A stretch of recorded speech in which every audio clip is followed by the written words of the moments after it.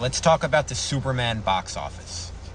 Alright, so there's a lot to get to. I'm stuck in my car in a rainstorm, so I thought I'd stay productive and just make this video now.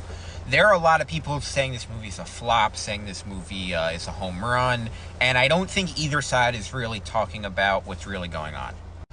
Number one, DC is building a universe. The cost to market this movie, in my opinion, are not sunk costs, right? They're paying to promote Superman, they're paying to promote all these characters. That's not just for this movie. These are characters that are coming back. So this money isn't dead money. The money that they're spending here is money that they're also getting collectively back because they're marketing these characters for future movies. Superman 2, Justice League, Supergirl, a Mr. Terrific spin-off show or movie, the Lantern show. So a lot of the marketing money here, people are saying, oh, it's marketing money for Superman. No, this is overall DCEU, or I should say DCU marketing. Another thing to remember here, while the profitability is certainly important, I'm not capping for the movie, they are hoping for a 10-year plan. They are hoping for, I don't know if as many movies as the MCU, but certainly at least 20 movies, 25 movies, more TV shows. One box office is not going to make or break them. The most important thing about this movie was to nail the character of Superman, to set up a character for future movies, and that's exactly what they did.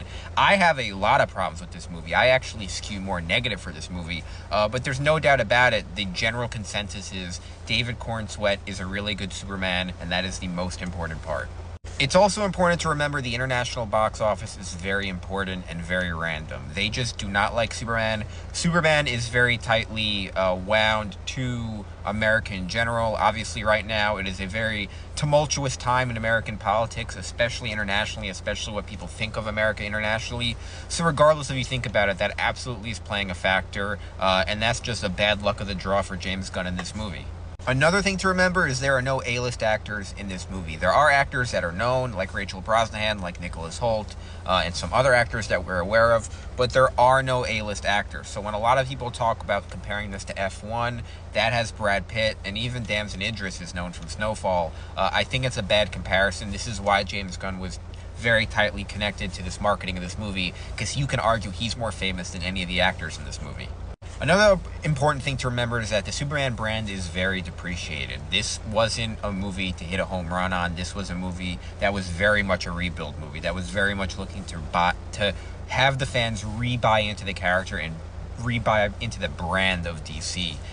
So a lot of that isn't going to be kind of portrayed in the box office.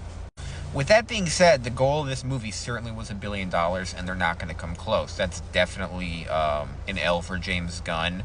I think certainly if you did things the right way, if you made this a 4-quadrant movie, if maybe used Henry Cavill, there's a lot of things that you could have done to maybe hit those numbers. Again, that doesn't make this movie a failure. However, that extra $300 or $400 million certainly would have been a huge W for them. I do think it does say that you turn some people off, whether it be because of politics, because of the Henry Cavill recasting, because the DC brand maybe still isn't as interesting to some people. But overall, I think the box office certainly does tell you some things. This movie performing incredibly strong domestically, though, again, is super important. That means Americans are really into it, and those are the people who are going to be carrying this movie and carrying this franchise for a long time. Again, these are international brands, so the international markets matter, but the fact that this movie hit really, really home for the United States is tremendously important, especially for the character of Superman. Arguably the most important part, too, in terms of box office, is that this movie came out at the same time as Jurassic Park, Jurassic World, and F1. Literally, Jurassic is the worst possible movie that you can possibly compete with, especially when you're trying to get kids into your movie. That is just a big loss, especially trying to get families into your movies. Jurassic World, Jurassic Park is one of the strongest IPs, the strongest movie brands that there is. And then F1, you know, just having a summer movie with Brad Pitt, similar to Top Gun. You know, you have a Jurassic, which is pulling at kids.